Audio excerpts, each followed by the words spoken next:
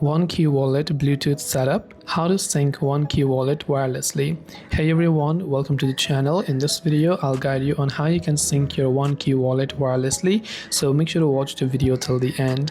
In order to sync your OneKey Wallet wirelessly, what you have to do is, first of all, you have to turn on Bluetooth if you're using on mobile phone, and you also want to turn on your hardware wallet. So once you have your hardware wallet turned on as well as also Bluetooth on your device, just open the mobile app and log in. Then tap on your account name from the top left of the screen right here, and when you do that, from the bottom left you can see the plus icon that says wallet. So select that wallet option, and again from here, if you look at the bottom, you can see it says connect hardware wallet. So you have to select connect hardware wallet option. Now you have to select your wallet, whether it is a OneKey Pro, OneKey Classic, OneKey Touch, or maybe other brands. Select that and make sure to pair the pairing code after you have all of these enabled, and it will be able to detect it and you will be able to pair it using that way.